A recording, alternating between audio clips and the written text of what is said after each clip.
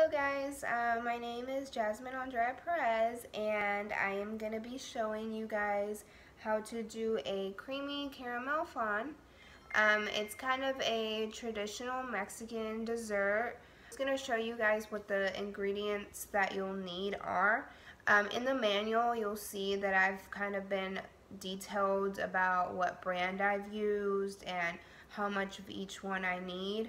The good thing about this dessert is that you don't need a lot of ingredients, so that's always a plus. And it's really simple to make. It's just kind of takes some time, but it's not that hard. So I'm going to go ahead and get started, talk to you about the ingredients you'll need, what brand and how much, okay? So the first thing, you'll need evaporated milk. This is the brand that I use. It's the Nestle Carnation brand. Again, you just need evaporated milk as long as it's that. Doesn't matter the brand. But just make sure if you are to get a different brand that you get one that is 12 fluid ounces. You will use all of this, so it's important that you use the amount that you need or else it's not going to come out the way it needs to be. Same thing with the sweet condensed milk. Doesn't matter the brand, just make sure you have the equivalent amount if you are getting something else. This is the brand that I use. It's the Nestle La Lechera. It is 14 ounces. I don't know if you can see it on there. But yeah, it's 14 ounces, so if you do get a, off-brand or something else, that's fine too. It's the same thing. Just make sure it's that amount. You'll use all of this as well. You'll need 3 eggs, so just, normal eggs. And then you'll need sugar. In the manual, I said half a cup. I personally don't use the whole half a cup. I'll probably use 3/4 of it, or maybe a little bit more, but just to be safe, if this is your first time, you can use a half a cup. If you can see here, I don't want to tip it over, but I didn't fully go all the way to the rim of it, so maybe it's a little bit under half a cup. And then also, this is going to be kind of your liking. So if you want it really with a lot of caramel, you want it really sweet, you're probably going to use all of it, if not maybe a little bit less. If you don't like it super sweet, you do like, the caramel on there, but you don't want it like literally like all like super sweet like that, then you'll just use less. The whole point is that you're gonna pretty much coat the whole bottom of the pan with it. So as long as it's coated, then you're okay. So it's up to your liking on how much you want to put on there. I like it kind of sweet. I have a sweet tooth, so I'll pretty much use all of it. So the first thing is we're gonna melt the sugar, and I'm gonna show you guys how to do that. So I'm gonna show you how I start. I pretty much just sprinkle it all over evenly, and then I'll put it on medium-low heat and start to melt it until it turns into a gold color. And it'll be liquid obviously, but just make sure it's kind of a golden color. Don't get it to where it's like brown, dark brown, because then that means you burnt it. And then once you make the flan with the mix and everything, you'll be able to taste that it's burnt. So I'm gonna go ahead and just kind of sprinkle it on here, and I will be able to show y'all what it looks like before I put it on there, okay? So let me just do that. So as you can see, it's like a thin layer. Okay, so before I do this, I do want to show you guys pretty much on the last step. You're gonna use, on the manual it says like a larger boiling pan.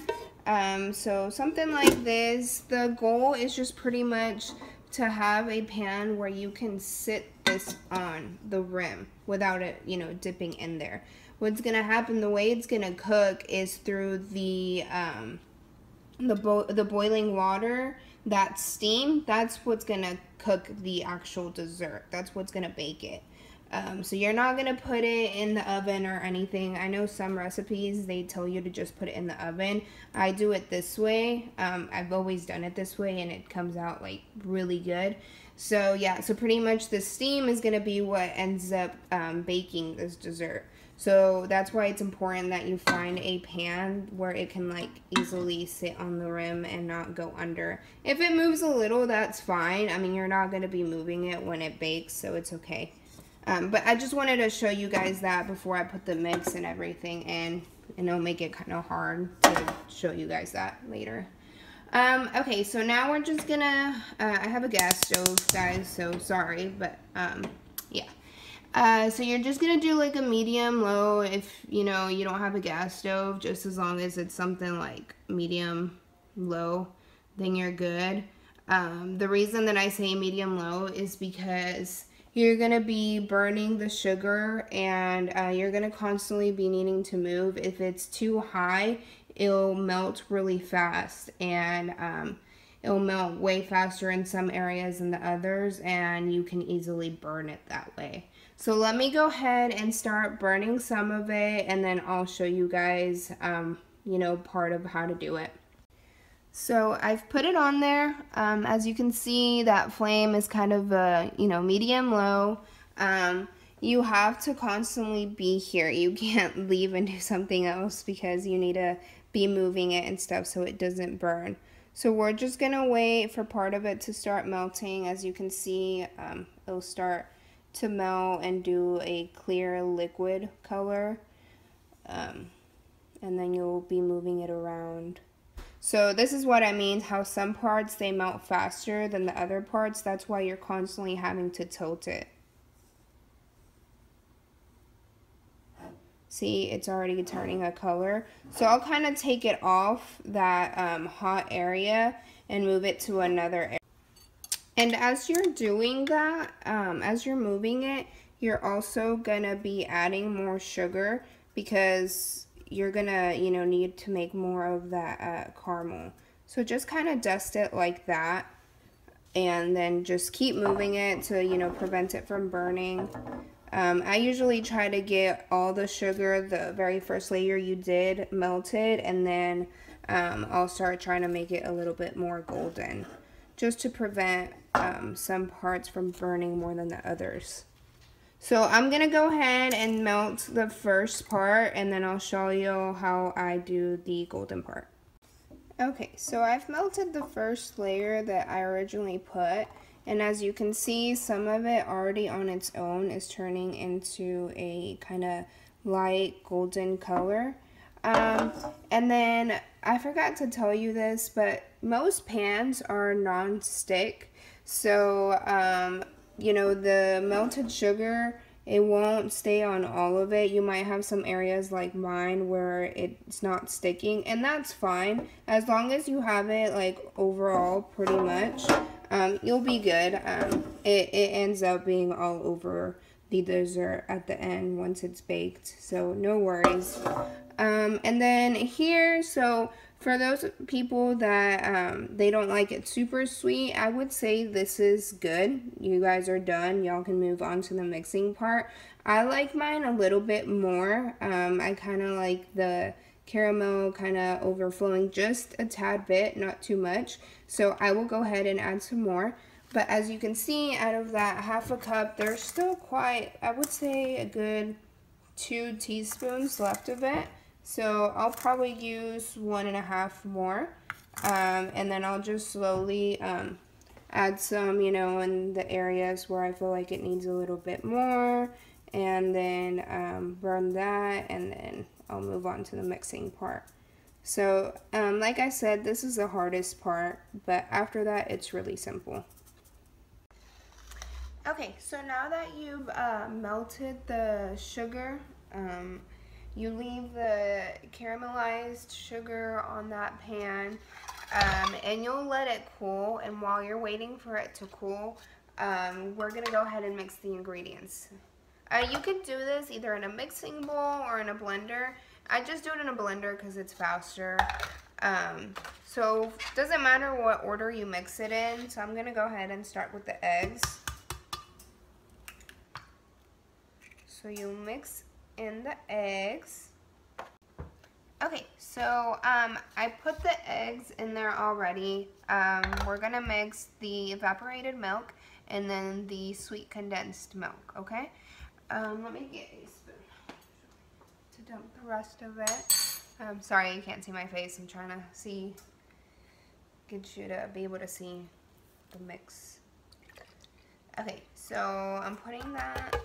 This is the evaporated milk. Then you can do the sweetened condensed milk. As you can see, it's kind of a thick substance. You're probably gonna have to scrape some of it out with a spoon.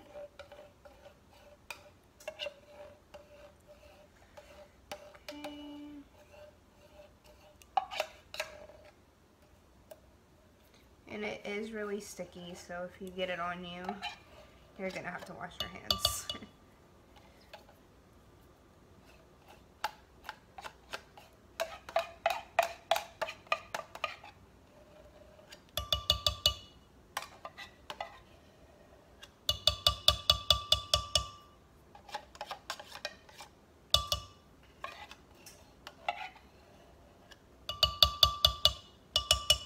Okay, so you know, some of it, there's a little bit left, that's fine.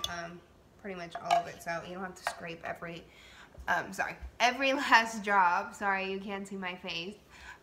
So this is the mix. Obviously I haven't blended it yet, but as you can see, it's already kind of liquidy. But just make sure it's really well mixed to where it's literally just a liquid. You don't want it to be very thick. You just want it to be liquidy on there. So I'm gonna go ahead and blend it, and then I'll show y'all how it comes out. Okay, so I've mixed it. I'm gonna use that same spoon, and as you can see, it's really liquidy. So that's good. It might have a little bit of like foam on it. It's okay. But yeah, this is how much you'll get, and you are going to use all of it. Okay, so here's the mix. As you can see, in the meantime that we did that, this is hard. Like, it is really hard already. And this is what I was talking about. You'll get some random spots that didn't have it. It's okay. So now you'll put the mix in, and it'll make some like cracking sounds, but it's okay.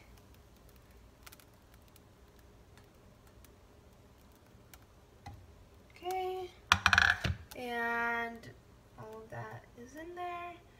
And I just forgot to show that you need the aluminum foil, but that is on the manual as well, of one of the things that you will need. So let me put the aluminum foil. You're just gonna put it on the top pretty much, just to prevent the steam from coming out from where it's baking, and any spills or anything. So I'm gonna go ahead and do that, and then I'll show you all how to place it on the boiling pan, and then from there we'll just let it bake.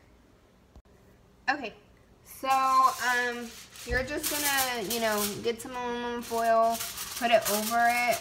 Okay, so there it is, just kind of over it on the top. Doesn't go all the way on the bottom. I like to keep one part of it kind of like really up, like right here. Just kind of really up, because I'll stick like a spoon or fork later on to check if it's cooked already. So now I'm gonna place it on that larger boiling pan. Go ahead and you'll add the water. Here you just kind of have to eyeball it. You want to add enough water to where you have about an inch space between the water and the actual cake pan. So you want to have at least 1 inch of space. So I'm going to add it on here, and then I'll show y'all.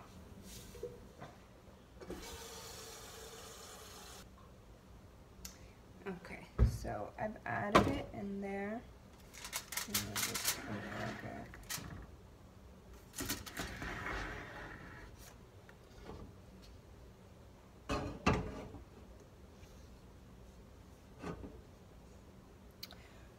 show y'all. So as you can see, to kind of like at the halfway point, the actual cake pan is about 2 inches deep, so it's probably gonna come out to like right there. So that will give you that 1 inch space. So if you need to like set it in there and kind of like check, you can, but it doesn't have to be exactly 1 inch, but as long as it's something about there, that's more than enough. You just need to have that space to create the vapor and steam that's gonna be what's responsible for it to bake. So I'm gonna go ahead and place it on there, and then I'll show y'all what it looks like. Oops.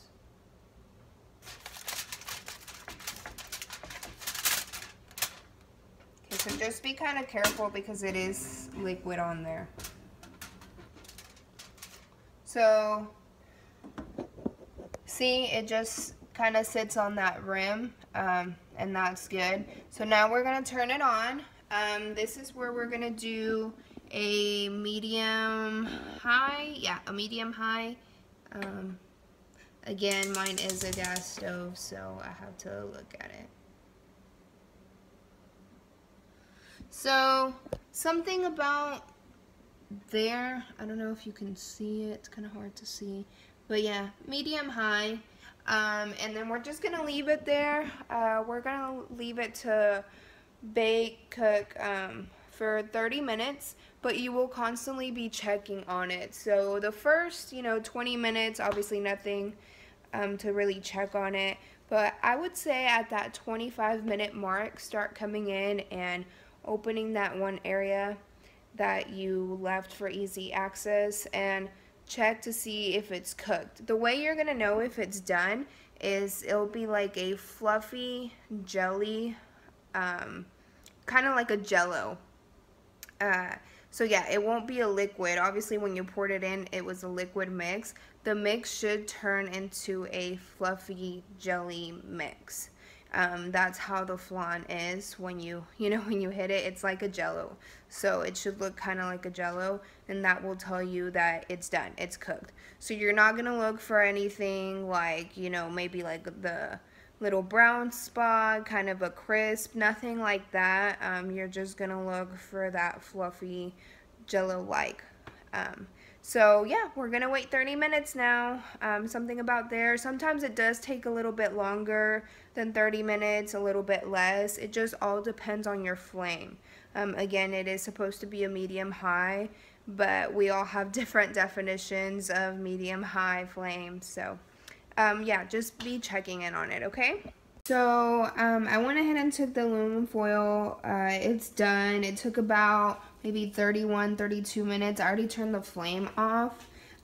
This is what I mean by it being done when it's jelly and fluffy like this. So, you'll be able to know that it's done when the whole thing is like this. There's no more liquid. If it's kind of creamy in the middle like this, that's fine. But yeah, just make sure it's fluffy and jelly-like, and that means it's done.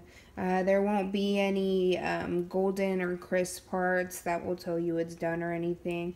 You just have to focus on this. So once that is like that, then you're good to go. I like to go ahead and take it out and put it on the side so it can cool faster. But if you don't feel like you can do that, like you're going to burn yourself, you can go ahead and wait till it cools off in there. It'll just take a little bit longer. The way I do it is I pull this up and slide it this way so that the steam goes the opposite way. I'll go ahead and do it and see if I can do it. Okay, I'm not going to be able to show y'all, but I'm going to go ahead and take it off. Okay, so I took it off. As you can see, this is what I'm talking about, that steam. That's what baked it. So just let it sit there, kind of let it cool. You can put the foil back on there if you want. I'll just put it like that so it's not exposed. And then just wait for it to cool. And then you'll be able to cut the edges right here and be able to invert the pan. and I'll show you all that in a second. Okay, so I've set up what you need after you've let it cool to invert the pan onto the plate. So I put on the manual that you need a thin knife, something like a butter knife, something like this. It doesn't matter if it has edges or not. You're just going to use this to kind of cut the edges around and make it be able to flip. And just get a plate that's going to cover the whole pan. That way it doesn't spill over the plate. This part gets a little hard, but you can do it. Just do it over the sink, or you can put some towels. I've gotten pretty used to doing it. So, okay, so I'm gonna go ahead and just cut the edges, and this is what I mean by it. It's not hard, so. And don't get alarmed. I know at first when we took it off or when we checked on it, it looked really fluffy, and now it looks like it went down. It's normal. It's fine. Okay, so now I cut the edges, and you can see how that caramel is already kind of like over flowing. Oops, kind of cut a little. It's okay. Okay. So now I'm gonna go ahead and flip it over. Okay, so now I'm just gonna invert the pan, flip it over, kind of put it on there. Sorry you can't see my face, but I want y'all to be able to see what I'm doing. I'm doing it over the sink because sometimes it kind of does get over. So pretty much just put the plate, make sure it's good, kind of covering both edges. And then you're just, when you flip it, you kind of got to do it fast. So, let's see. Make sure you, there you go. And I'll show y'all. Then you're going to take it off.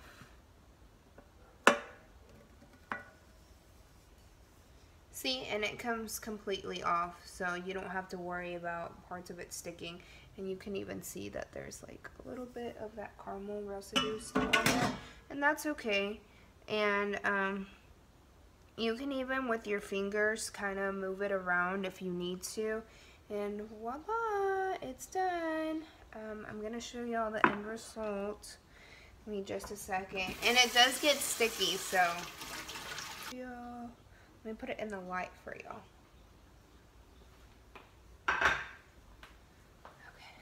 Let me get it. Sorry, my dog.